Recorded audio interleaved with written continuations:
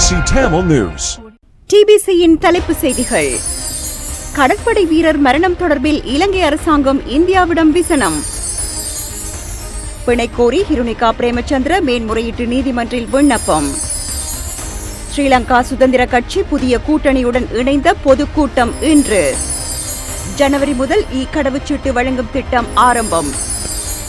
அமெரிக்க பிரதி உதவி நிதியமைச்சர் அடுத்த வாரம் இலங்கை விஜயம். வணக்கம், இது டிபிசியின் மாலை தமிழ் செய்திகள். இனி விரிவான செய்திகள்.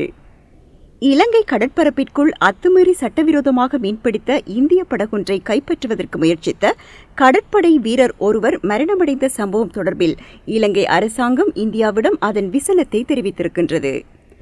கடந்த திங்கட்கிழமை சட்டவிரோதமாக மீன்பிடித்துக் கொண்டிருந்த போது கைது செய்யப்பட்ட 10 இந்திய மீனவர்களுக்கும் எதிராக கடற்படை வீரரின் மரணம் தொடர்பில் வழக்கு தாக்கல் செய்யப்படவிருப்பதாக அதிகாரிகள் தெரிவித்தனர்.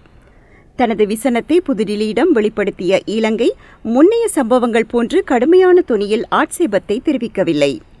கொழும்பில் உள்ள இந்திய உயர்ஸ்தானிகரகத்தின் 3ஆம் நிலை அதிகாரியை வரவழைத்த வெளியுறவு அமைச்சின் தெற்காசிய பிராந்திய விவகாரங்களுக்கு பொறுப்பான பணிப்பாளர் நாயகம் நிலுகா கதுருகமுவ இலங்கை அரசாங்கத்தின் விசனத்தை தெரிவித்தார். உயர்ஸ்தானிகரை வெளியுறவு அமைச்சுக்கு வரவழைக்கப்பட்டு கண்டனம் தெரிவிக்கப்படுவது வழமையாகும். அதேவேளை இலங்கை கடற்பரப்பிற்குள் அத்துமீறும் இந்திய மீனவர்கள் தொடர்பான பிரச்சினையை இலங்கை அரசாங்கம் புதுடில்லியுடன் மாத்திரம் பேச்சுவார்த்தை நடத்தி தீர்வு காண முடியாது. இதில் தமிழ்நாடு மாநில அரசாங்கத்தின் ஒத்துழைப்பும் அவசியமாகும் என்று கடற்றொழில் அமைச்சர் டக்ளஸ் தேவானந்தா தெரிவித்தார். இந்திய மீனவர்களின் அத்துமீறலினால் இலங்கை தமிழ் மீனவர்களின் வாழ்வாதாரத்துக்கு ஏற்படுகின்ற படுமோசமான பாதிப்பு குறித்து தமிழ்நாடு அரசாங்கம் தொடர்ந்து மௌனம் சாதித்து வருகின்றது என்று தேவானந்தா விசனம் தெரிவித்தார். இளைஞர் ஒருவர் கடத்தப்பட்ட சம்பவத்தில் சம்பந்தப்பட்டதாக குற்றவாளியாக காணப்பட்டு கொழும்பு மேல் நீதிமன்றத்தினால் 3 வருட கடூழிய சிறை தண்டனை விதிக்கப்பட்ட முன்னாள் கொழும்பு மாவட்ட பாராளுமன்ற உறுப்பினர் ஹிருணிகா பிரேமச்சந்திர பிணை கோரி விண்ணப்பிக்கவிருக்கிறார். ஹிருணிகா தனக்கு எதிரான தீர்ப்புக்கு எதிராக மேன்முறையீட்டு செய்திருப்பதால் பிணையை கோரவிருப்பதாக அவருக்காக வழக்கில் ஆஜரான ஜனாதிபதி சட்டத்தரணி அனுர மெத்தகுட கூறினார்.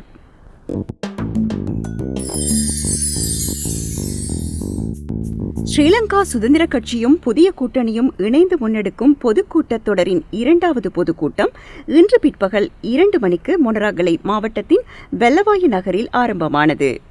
நாட்டிற்கு வெற்றி ஒன்றிணைந்து பயணிப்போம் எனும் தொனிப்பொருளின் கீழ் பெருந்திரளான மக்களின் பங்கேற்புடன் ஆரம்பமான வெள்ளவாய மக்கள் பேரணியானது வெளிநாட்டு வேலைவாய்ப்பு ஊக்குவிப்பு ராஜாங்க அமைச்சர் ஜகத் புஷ்பகுமாரவின் ஏற்பாட்டில் இடம்பெற்றது. தேசிய சுதந்திர முன்னணியின் புத்தளம் மாவட்ட தலைவரான பாராளுமன்ற உறுப்பினர் ஜகத் பிரியங்கர, ஸ்ரீலங்கா பொதுஜன பெரமுனவின் மட்டக்களப்பு மாவட்ட பாராளுமன்ற உறுப்பினரும் வர்த்தக மற்றும் சுற்றாடல் ராஜாங்க அமைச்சருமான எஸ் வியாடேந்திரன் ஆகியோர் ஸ்ரீலங்கா சுதந்திர கட்சி மற்றும் புதிய கூட்டணி கட்சியில் இணைந்து கொண்டனர்.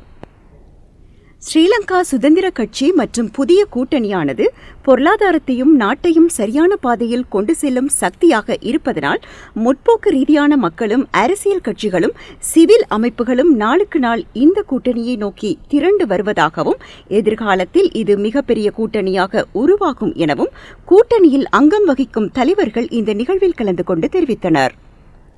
இந்த கூட்டத்தில் நிமால் சிரிபாலடி செல்வா, மஹிந்த அமரவீர, லசந்த அழகியவண்ண, துமிந்த திசாநாயக்க, ஜகத் புஷ்பகுமார, அனுர பிரியதர்ஷன யாப்பா, நிமல் லான்சா, எஸ் வியாலேந்திரன், ஜகத் பிரியங்கர உள்ளிட்ட பாராளுமன்ற உறுப்பினர்கள் மற்றும் புதிய கூட்டணிக்கு ஆதரவளிக்கும் மாகாண சபை உறுப்பினர்கள், மாநகர மேயர்கள், பிரதேச சபை உறுப்பினர்கள், தொழிற்சங்க பிரதிநிதிகள் மற்றும் சிவில் அமைப்பு செயற்பாட்டாளர்கள் உள்ளிட்ட பலரும் கலந்து கொண்டனர்.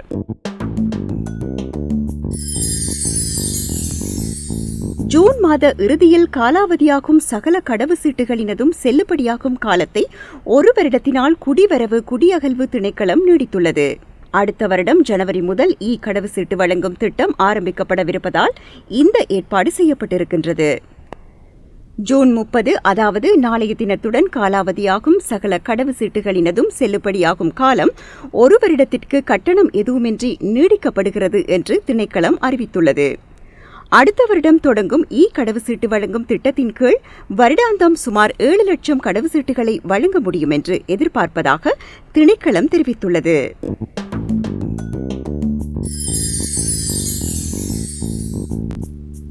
கல்வி அமைச்சர் பந்துல குணவர்தனவின் வேண்டுகோளையும் கல்வி சேவையை அத்தியாவசிய சேவையாக பிரகடனப்படுத்தப் போவதாக ஜனாதிபதி ரணில் விக்ரமசிங்க விடுத்த எச்சரிக்கையையும் அடுத்து கடந்த சில நாட்களாக சுகயின விடுமுறை போராட்டத்தை நடத்திய அரசாங்க பாடசாலைகளின் ஆசிரியர்களும் அதிபர்களும் நேற்றைய தினம் கடமைக்கு திரும்பினர்.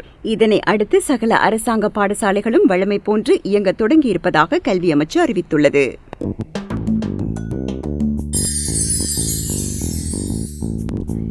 இருதரப்பு கடன் வழங்கும் நாடுகளுடன் கடன் மறுசீரமைப்பை இலங்கை அரசாங்கம் வெற்றிகரமாக செய்திருப்பதை அடுத்து அமெரிக்காவின் பிரதி உதவி நிதியமைச்சர் ராபர்ட் கப்ரோத் அடுத்த வாரம் இலங்கை விஜயம் செய்கிறார்.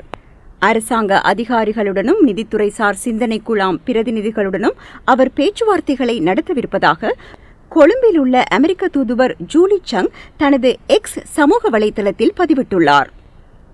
அந்த செய்திகளோடு டிபிசியின் இன்றைய நாளுக்கான மாலை செய்திகள் யாவும் நிறைவடைகின்றன. மீண்டும் எமது காலை செய்திகளில் நாளை சந்திப்போம். வணக்கம்.